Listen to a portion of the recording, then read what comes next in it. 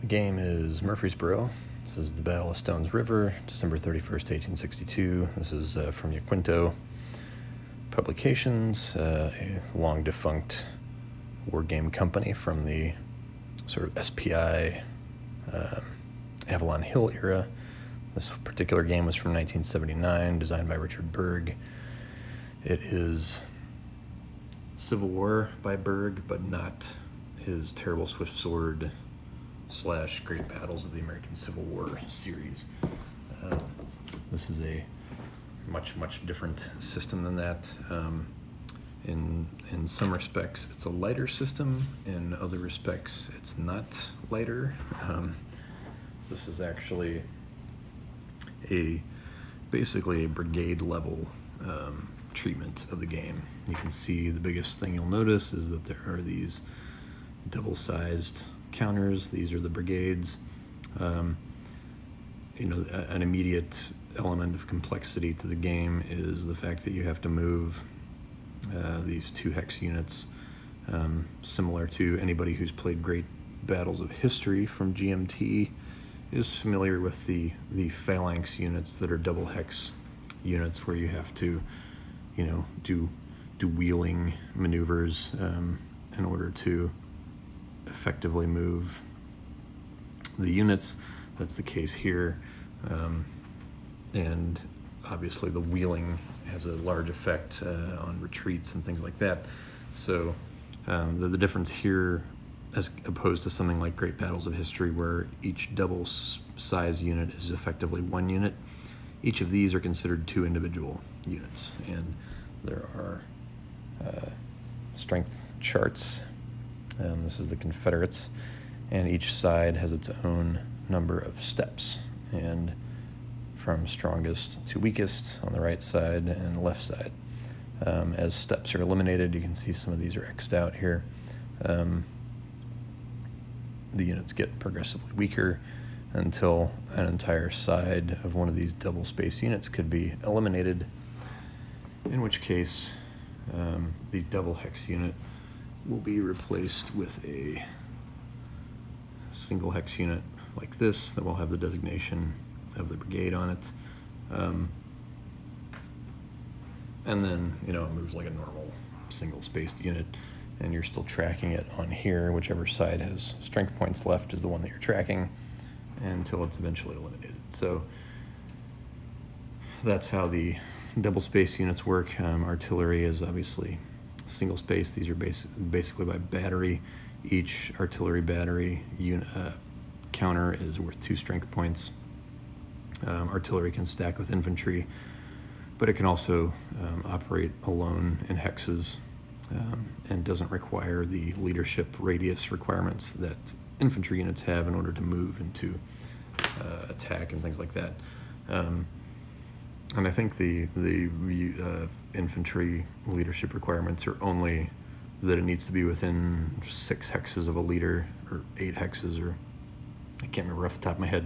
It needs to be within a certain number of hexes of a leader in order to enter an enemy ZOC and potentially assault or range fire or whatever else.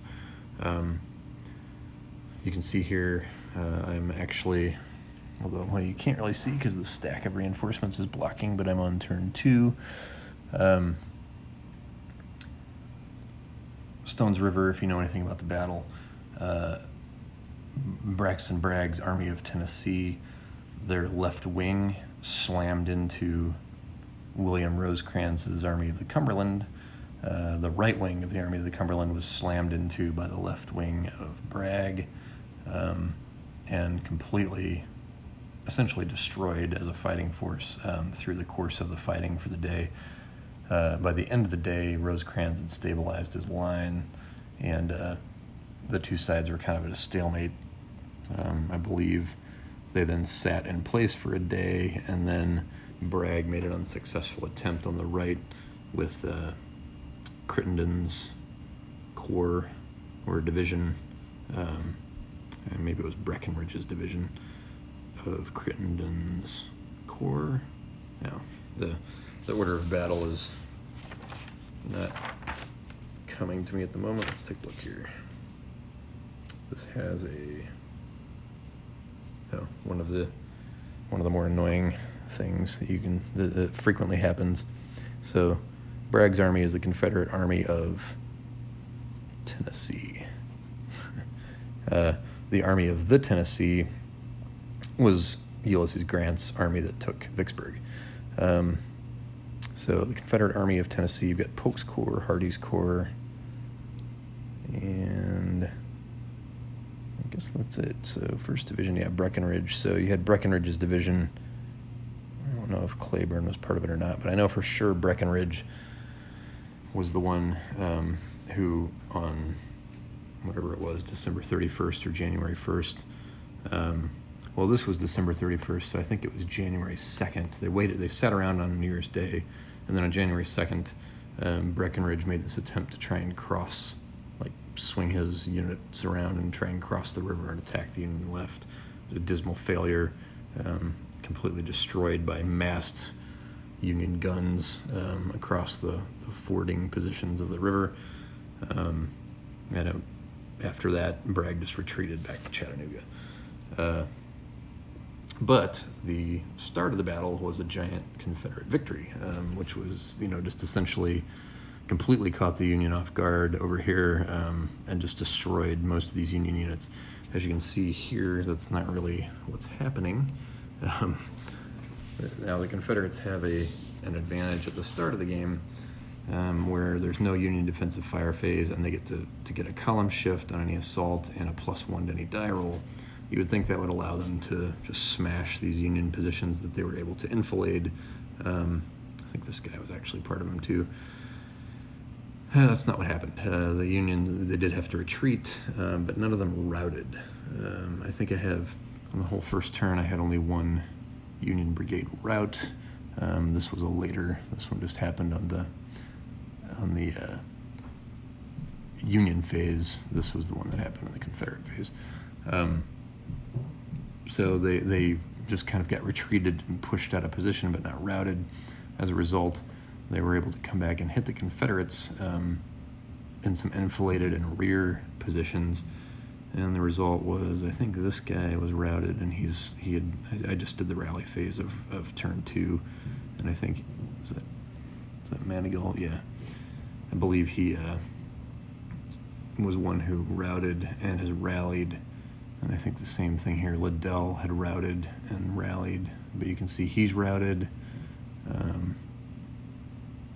There'll be an assault here. This was the victorious Union, and I had him swing around so that he wouldn't be enfiladed by these guys.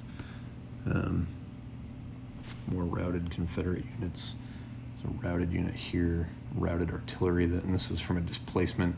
So in this game, you can't route through units, you have to displace them. If you displace during a rout, the displaced unit has to make a morale check. These guys failed. The routed unit there, and then I ran out of rout counters and had to start marking Confederate units with retreat counters. So here's another rout that happened. This was over here, and he had to retreat. All these units that failed to rally had to retreat an extra 3 hexes because they have to continue their routes. So it can quickly get out of hand if you have sort of cascading morale failures. And the Confederates only need to roll a 5 or a 6 in order to rout, and it seems to happen more frequently than not. The Union troops, again, you'll notice, have not had as many routes. And I think this is I think I've only got 2, one here and one here. And they have not had their rally phase yet, so they may yet be able to rally those units. So definitely not much of a success, at least not the historic level of success that the Confederates had. They should be well ahead in points right now, and in fact are down 18-8, so they're down by 10 points in terms of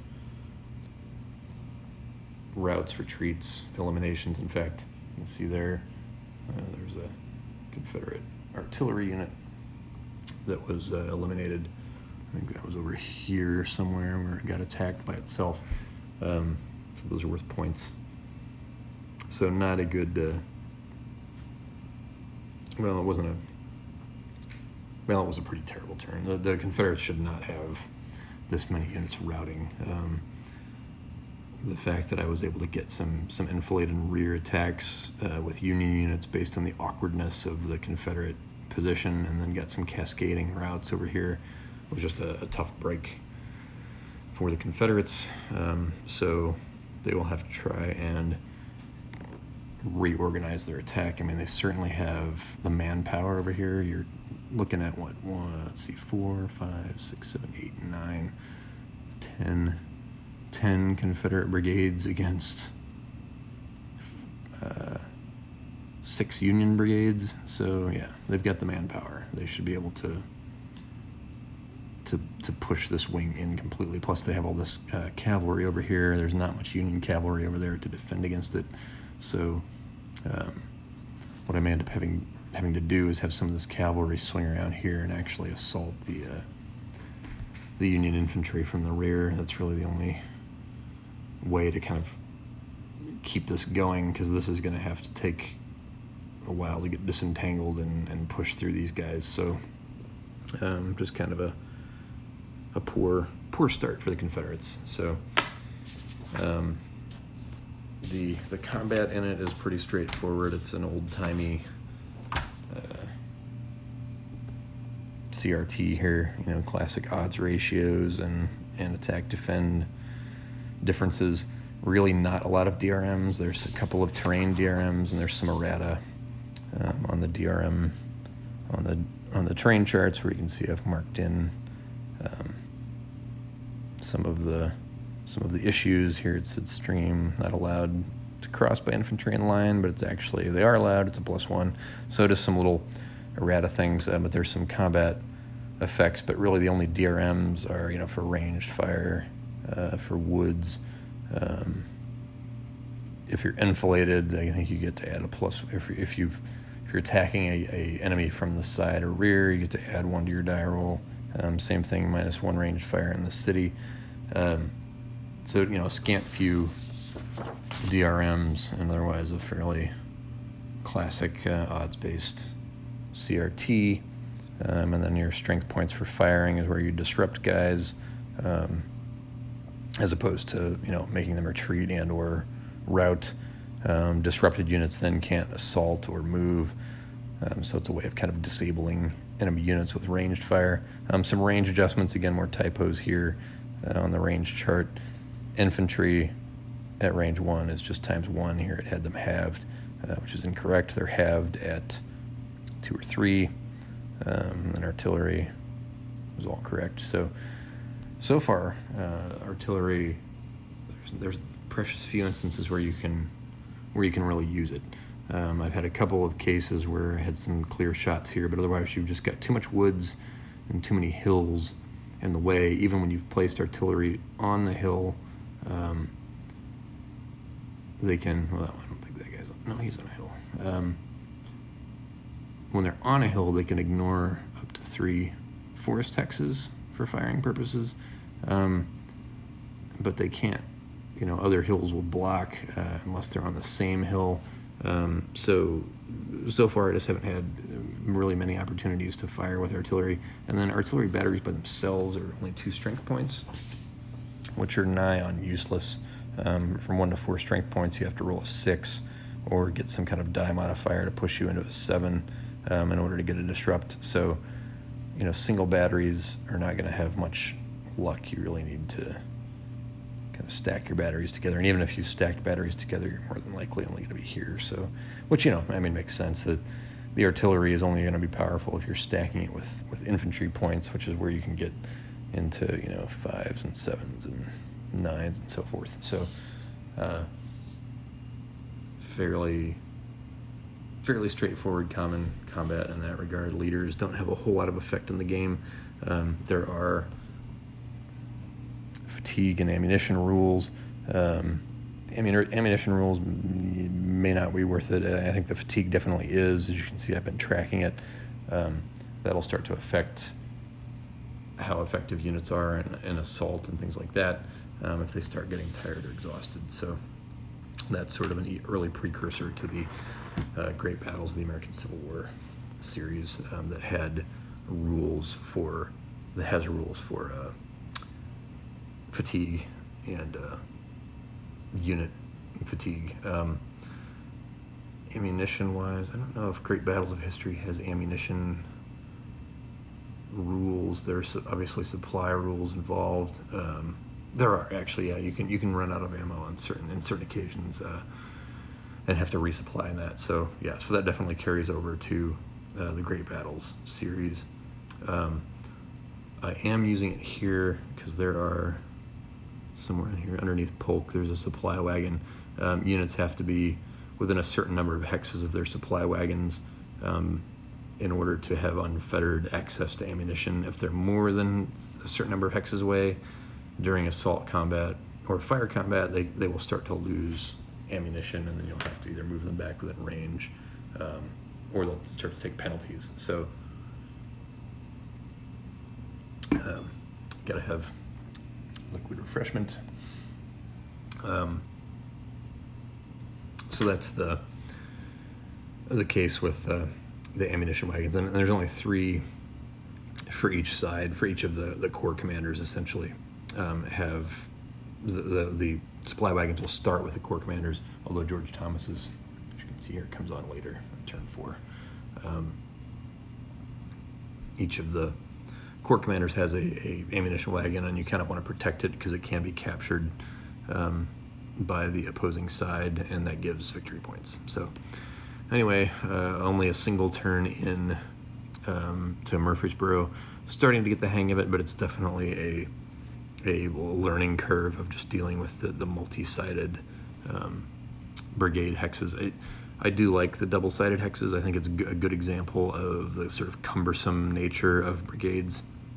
My preferred level of Civil War combat has always been at the regimental level, just because that's where my mental image of Civil War combat is at the regimental level. But I greatly enjoy the Gamers Civil War Brigade series, and that's all brigade series. But instead of having these kind of 2 hex units, that's where they have the line extend. Each brigade is a single hex, but has line extenders that you can extend out depending on the size of the brigade, a certain number of extra hexes in either direction. So I think that's a more elegant way to handle brigade size units. This double hex thing is definitely just kind of logistically cumbersome for how you're actually moving your troops around on the board and remembering how and where they can move, and in terms of doing your attacks, you have to do 2 attacks for each side. So if they're facing directly, to one side against one side, you first resolve the assault against that side, then you resolve the assault against that side, and then you look at the what the cumulative result was. Maybe this guy didn't have any result at all, but this guy had a retreat, so then that side would have to retreat, or you could optionally retreat the entire unit so that you don't have to move in an awkward position. So there's just all this kind of extra logistical stuff that you have to worry about with these double hex sized units, and so it just takes a little bit to get used to, but otherwise the rules are fairly simple in that regard.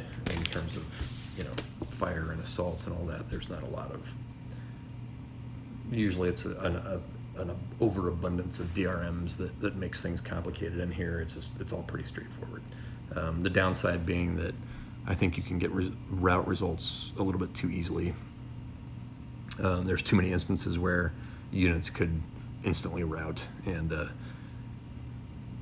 it seems like that shouldn't be happening with full strength brigades with the degree that I've seen it happen. So, but again, only 1 turn in. So I'll probably play through. Who even knows if I'll finish these days? I've got so much going on. There's a bit of Intim from SPQR on that table. Over there, I've got Gallipoli, where I've loaded up the what's not the Kamal's counterattack one, but it's the whatever the Gallipoli scenario is that has the French units involved. That's the one that I've got. It's not the Anzac Cove New Zealanders. It's the one on the southern tip of the peninsula. In fact, we can go over here and take a look at it. You can see I've got it set up, but of course haven't moved anything. That seems to be the story of my life, where I get things set up and then they just sit there for weeks at a time until I can get back to them. But I'm just bound and determined to learn this Rifle and Spade series from Gallipoli. You can see it's just a freaking beast. I mean, it's only 2 maps, but it just has all this. And, I don't need all this, but I just kind of set it up just so I'd have the freedom of whatever scenario I might be inclined to try. But this is the one that I've got set up. The Allies are going to end up attacking and moving forward and probably all dying against the Turkish machine guns. And then over here, one of the reasons that I am even playing Murfreesboro was because I set up Dead of Winter here from GMT, which is the great battles of the American Civil War, coverage of the Battle of Stones River. And this is set up for the first day's battle. So you can see what we were just looking at on the Murfreesboro game. Here you have the Union, if I can get away from the glare. Here you have the Union starting position that ends up getting smashed heavily by the hammer of the Confederate left, just hitting the Union right. And they just, essentially, they swing around here and just obliterate essentially these 2 divisions. What is that? Johnson's division and Sheridan's division. They just get essentially destroyed as a fighting force before the Union's able to swing more of their mass over here and reinforce it. And then it's over here. I believe the Confederate position tries to swing over and cross here, and the Union has massed major guns over this crossing point and ends up annihilating the Confederate attempt to assault, and that's how the battle ends. So we'll see how it turns out. If the Confederates fare a little better at the start of this version of Stones River than they do over here on this older version. And so that version of Stones River is the Great Battles of the American Civil War is Richard Berg's system, but he did not design that actual coverage of the Battle of Stones River. So this, as far as I know, is the only Stones River game that Richard Berg himself has actually done. So anyway, we'll see. I may do another video, I may not, you never know. I'll probably play a few more turns and see how things are kind of going in this, and either do a wrap-up video or just leave it. But at least you got sort of a quick overview, or not so quick overview, of the old Yaquinto Murfreesboro game, and a little bit about what differentiates it from more modern Civil War system treatments.